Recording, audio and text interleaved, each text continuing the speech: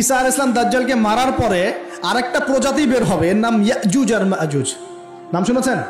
এই যে এই সূরার মধ্যেই আছে, এই সূরা কাহাফের কথা বললাম না, সূরা কাহাফের পিছনের দিকে আছে ইন্না ইয়াজুজ ওয়া মাজুজ মুফসিদুনা ফিল আরদ।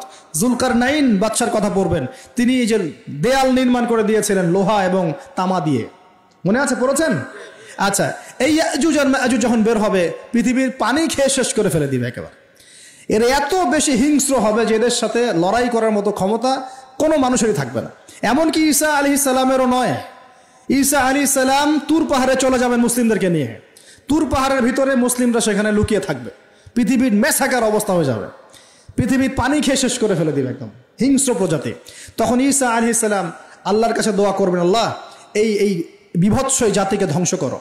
আল্লাহ রাব্বুল আলামিন তখন ওই ইয়াজুজ আর মাজুজের এই কাঁধে, ঠিক কাঁধের মাঝখানে একটা ভাইরাস জন্ম দিবেন। কি জন্ম দিবেন? ওই যে বলি না মহামারীর ভাইরাস, অমুক ভাইরাস তমুক ভাইরাস, এই ভাইরাস আরও সামনে আছে বাকি এখনো।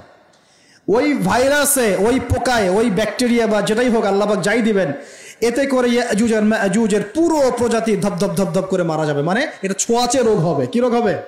ছোঁয়াচে। ঠিক যেমন আমরা একটু করোনা দেখলাম না, একজন থেকে আরেকজন, একজন থেকে আরেকজন, এরকম জিনিস চলবে আরো বিশ্বে।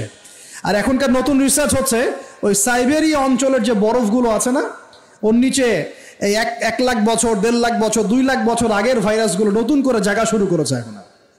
হ্যাঁ, এগুলো বিজ্ঞানীরা বলছেন যে এগুলো আবার কোন দিন জানি পৃথিবীতে আত্মপ্রকাশ করা শুরু হয়। সবকিছুই ঘটবে। বিশ্বটার খুব রহস্য আছে, বিশ্বটার অনেক রহস্য আছে। আল্লাহ পাক এগুলো খেলার ছলে সৃষ্টি করেন নাই, পরীক্ষা।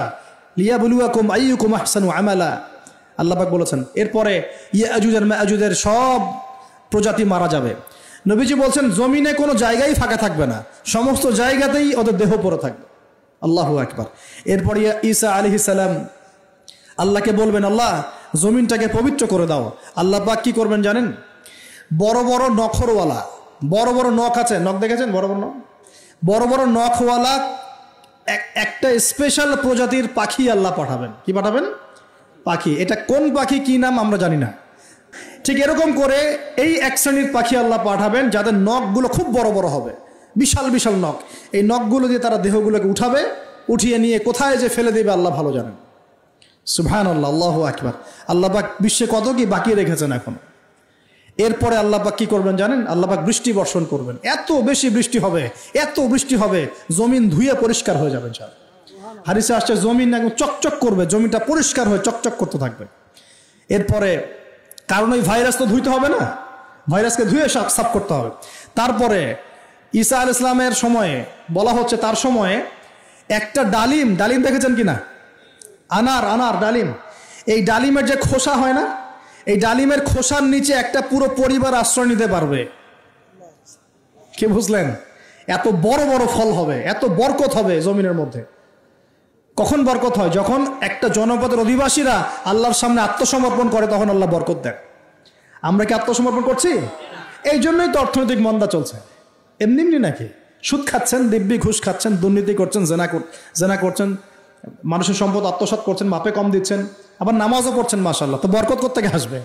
তো বরকত কখন আসে? যখন একটা কম আল্লাহর সামনে সম্পূর্ণ আত্মসমর্পণ করে। একটা ডালিম হবে, এটা রূপকথা নয়, এগুলা গাল গল্প বলছি না। এই প্রতিটা কথা আল্লাহ পাকের ওহী থেকে আসছে, এর একটা কথাও মিথ্যা হবে না ইনশাআল্লাহ তাআলা। বিশ্ববাসীরা দেখবে একটা ডালিমের নিচে একটা পরিবার আশ্রয় নিতে পারবে।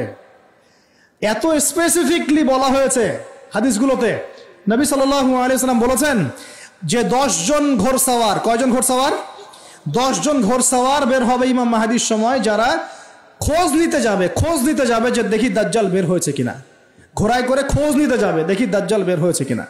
ওই 10, নবীজি বলছেন আমি ওই 10 জনের নামও জানি, ওদের বাবার নামও জানি। সুবহানাল্লাহ, এত স্পেসিফিক জ্ঞান দেওয়া হয়েছে আল্লাহর পক্ষ থেকে নবী সাল্লাল্লাহু আলাইহি ওয়াসাল্লামকে। তার হাদিস থেকে বলছি যে ডালিমের নিচে পরিবার আশ্রয় নিতে পারবে। তো অনেকে হয়তো হাসবে, কি বলে একটু উল্টা পাল্টা কথা, তাই না? নাস্তিকরা মনে করতে পারে যে হাসবে, আরে হাহারি এক দিয়ে রেখে দেবে। এখন মানুষ ফেসবুকের মতো চিন্তা করে, ফেসবুকের মতো হাসে, ফেসবুকের মতো কাঁদে। মানুষ এখন রোবটিক হয়ে গেছে। ঠিক আছে, আচ্ছা। তো এরপর কি? এরপরে বরকতের এই সময়টা শেষ হয়ে যাবে কখন? যখন মানুষ আবার সেই জেনা, পাপ, শিরিক, কুফর এগুলোতে লিপ্ত হবে। আল্লাহ রাসূল বলছেন এমন একটা মানুষও বাকি থাকবে না, একটা মানুষও না যে খালি লা ইলাহা ইল্লাল্লাহ কালিমাটা পড়তে জানে, এমন একটা মানুষও বাকি থাকবে না। বলেন নাউজুবিল্লাহ। ওরা হবে এই পৃথিবীর সবচেয়ে নিকৃষ্ট মানুষ। ওদের চেয়ে নিকৃষ্ট কোনো মানুষ এই পৃথিবীতে হবে না। এখনো কি এরকম সময় আসছে? আসে নাই। এখন কি লা ইলাহা ইল্লাল্লাহ আছে না? আছে, হ্যাঁ, হয়তো তার পূর্ণাঙ্গ প্রয়োগটা নাই, কিন্তু কালিমা তো আছে কি না?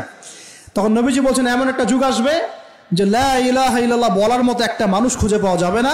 আর মানুষ রাস্তাঘাটে কুকুরের মতো জেনা করবে।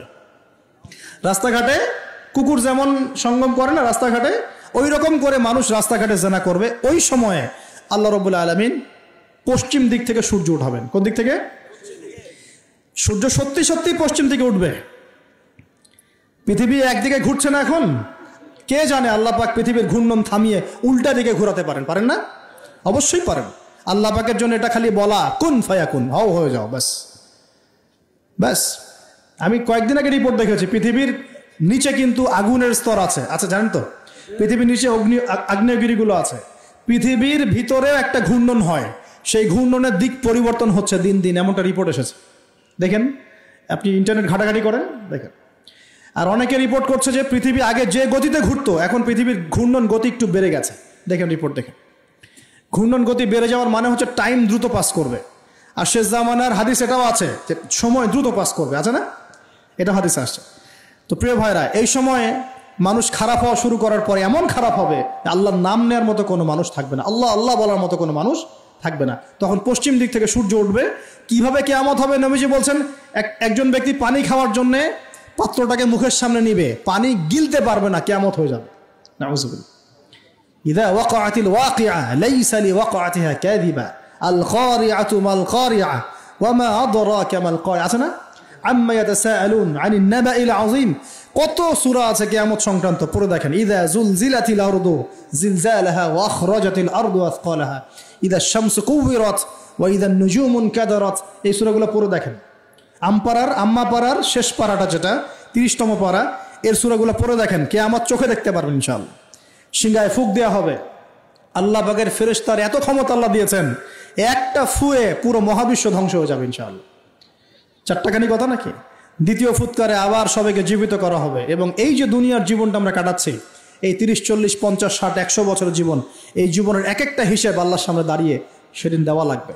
অতএব এই দুনিয়ার জীবনটাতে প্রস্তুতি গ্রহণ করি, 5 ওয়াক্ত নামাজ পড়ি, যাকাত দেই, কালিমা বোঝার চেষ্টা করি, আল্লাহ তাওহীদ শিখি, জানি, বুঝি, নবীর সুন্নত অনুযায়ী আমল করি, হালাল খাই, পরিবার গড়ি, মানুষকে সৎ কাজের দাওয়াত দেই, অসৎ কাজে নিষেধ করি, ইসলামকে আল্লাহর জমিনে প্রতিষ্ঠা করার চেষ্টা করি।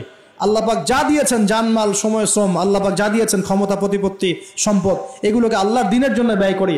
ইনশাআল্লাহ দুনিয়া সফল হব, পরকালে সফল হব ইনশাআল্লাহ আযজা ওয়া জাল। আল্লাহ পাক আমাদের সবাইকে সমকালীন ফিতনাগুলো সম্পর্কে সচেতন থাকার তৌফিক দান করুন, এবং এই রমজান, আসন্ন রমজানে পরিপূর্ণরূপে ইবাদত করার তৌফিক দান করুন, এবং এই ইবাদত এবং শিক্ষাগুলোকে সারা বছর ধরে রাখার তৌফিক দান করুন, এবং জামানা সম্পর্কে সচেতন থেকে আগামী দিনে যা হবে সেভাবে পদক্ষেপ নেওয়ার তৌফিক আল্লাহ পাক দান করুন। আমিন।